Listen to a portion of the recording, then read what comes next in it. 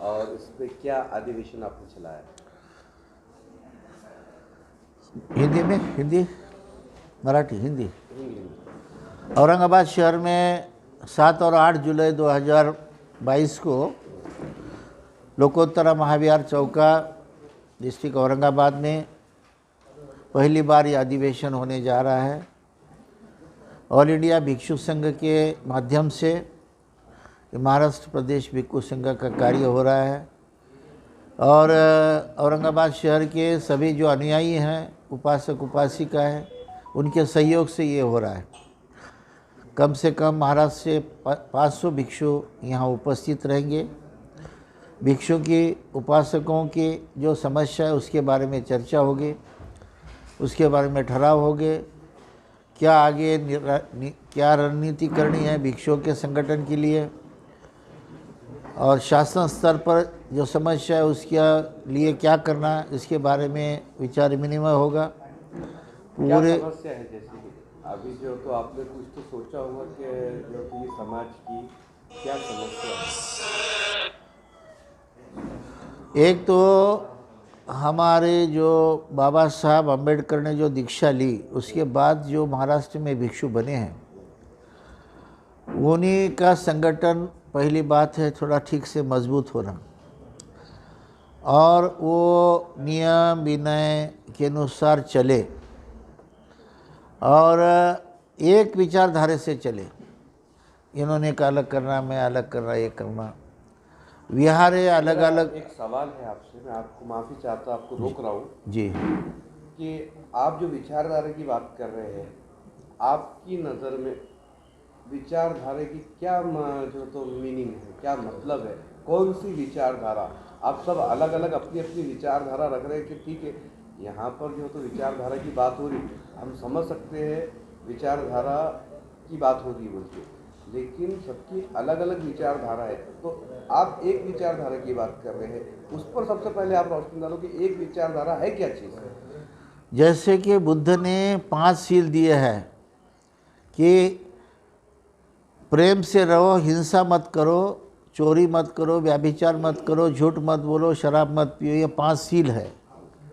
ये हमारे प्रिंसिपल है। आर्य अष्टांगिक मार्ग हमारा प्रिंसिपल है। 4 आर्य सत्य हमारे प्रिंसिपल है। जो बुद्ध की मूल शिक्षा है, वो मूल शिक्षा भिक्षुओं के लिए जो शिक्षा दी है, उपासकों के लिए शिक्षा दी है, वो शिक्षा के ऊपर चले। आशिया खंड में जितने बौद्ध देश है वो बुद्ध की मूल शिक्षाओं के ऊपर चल रहे हैं, इसीलिए उनका विकास हुआ है। राजकीय विकास, आर्थिक विकास, सामाजिक विकास हुआ है।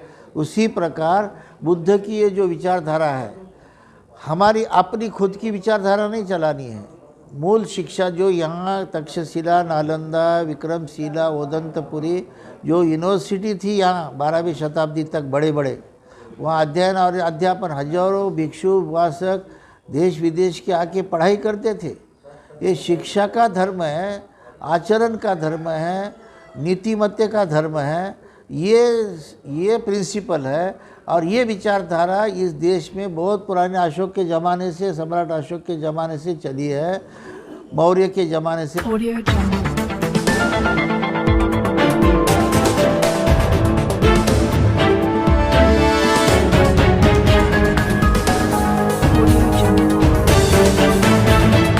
चली है और मगध के ज़माने से, मगध साम्राज्य के ज़माने से चली है। ये पुरानी विचारधारा अफ़गानिस्तान से लेके इराक, ईरान, पूरे भारत, श्रीलंका, जापान तक ये फैली उस समय थी। आप जाएंगे अफ़गानिस्तान तो बड़े बड़े बुद्ध की मूर्ति आपको आज भी पहाड़ों में मिलेगी। इराक में मिलेगी, बड़ी बड़ी पहाड़ों में मूर्ति मिलेगी, टूट फूट हो गई ही लेगी। जैसे अजंता में है ना, ऐसी बड़ी बड़ी मूर्तियाँ। तो ये जो बुद्ध का जगत में विचारधारा थी पूरे, वो विचारधारा के अनुसार आज भी चलना जरूरी है। आज मनुष्य एक में के ऊपर प्रेम नहीं कर रहा है, जेलसी बढ़ गई है, स्वार्थ बढ़ गया है, ईगो बढ़ गया है। ये सब हमारा देश का, समाज का और व्यक्ति का नाश करने का, इससे नाश होता है, इससे हानि होती है ये विषय से। तो ये विचारधारा इस देश में रहनी चाहिए, चलनी चाहिए। इसके लिए हम प्रयत्नशील हैं, हम इसके लिए ये सब कर रहे हैं। तो जैसा कि आप जो मुहिम चला रहे हैं, जी, जो अधिवेशन आप चला रहे हैं, आपको ऐसा नहीं लगता कि आपकी इस अधिवेशन के अंदर ये मुहिम भी चलाना चाहिए कि संविधान की जो विचारधारा है, जी, संविधान की जो विचारधारा है, उस विचारधारा अनुसार सब कुछ चलना चाहिए, क्योंकि भारत एक है, भारत के सब नागरिकों को सामान्य जो तो अधिकार है, और सामान्य अधिकार के साथ में जब सामान्य अधिकार है सबको, तो फिर उसको एक विचारधारा पे क्यों नहीं लोग चलते?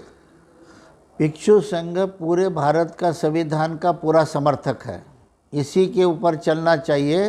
क्योंकि जो संविधान है ना, समता, स्वातंत्र्य, बंधुत्व, न्याय, ये जो प्रिंसिपल उसमें आए हैं, ये बुद्धिज़्म के ही प्रिंसिपल है।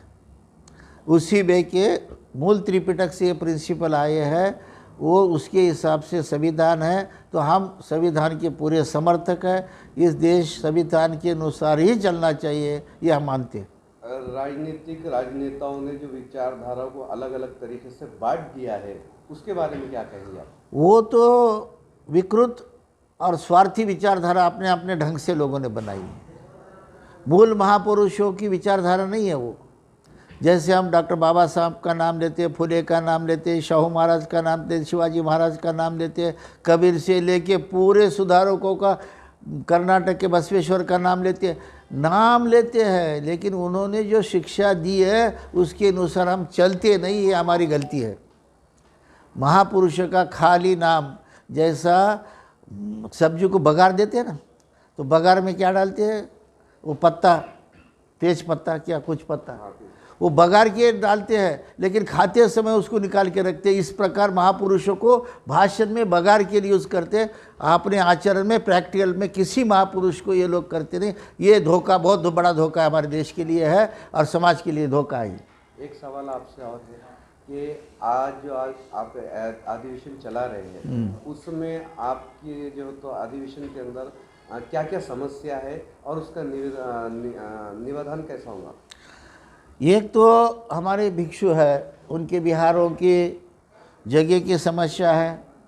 कोई किसके निजी जो हमारे भिक्षु रहते हैं उनकी अपनी वो समस्या है। और अभी जैसा मैंने कहा कि हमारे लिए बुद्धिस्ट मैरिज एक्ट नहीं है, और बौद्धों की जनगणना, जैसे हम हैं, अभी जो तुम्हारी जनगणना का फॉर्म आएगा उसके ऊपर हम क्या लिखना, ये गवर्नमेंट ने निश्चित किया नहीं अभी तक। ये भी एक समस्या है कि कॉलम तो होना चाहिए कि नहीं। जैसा जाति का कॉलम है, तो जाति के ओबीसी, एससी, एसटी, वीजीएनटी, ओपन लिखते हैं कि नहीं। तो इसीलिए हमारे लिए अभी तक निश्चित कोई भी कॉलम गवर्नमेंट ने किया नहीं। ये हमारी एक बहुत बड़ी समस्या है।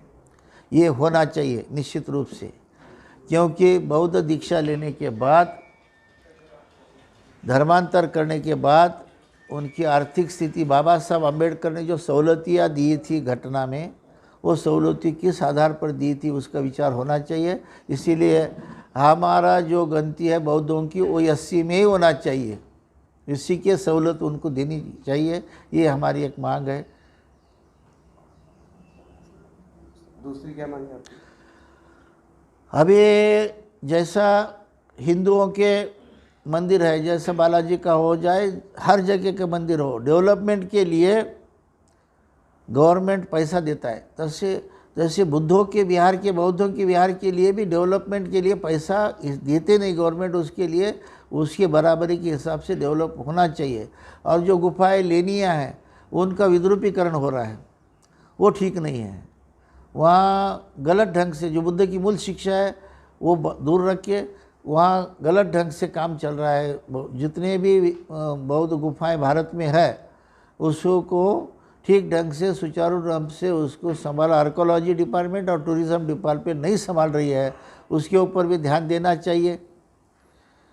ये भी तो एक बात है। अभी आपकी संगठना इससे कैसे निपटेंगी, कैसे जो संघर्ष करेंगी ये समस्याओं से? एक तो हम लोग जो कई 10-5 चुने गिने भिक्षु रहेंगे, वो हम जितने बौद्धों के नेता है भारत में, महाराष्ट्र में, उनको पहले एक्टिव करेंगे कि ये तुम करना चाहिए। उनको हम डांटेंगे कि ये तुम आप करो, ये आपकी जिम्मेदारी है, आपके समाज के प्रतिनिधि है, ये आपका काम है।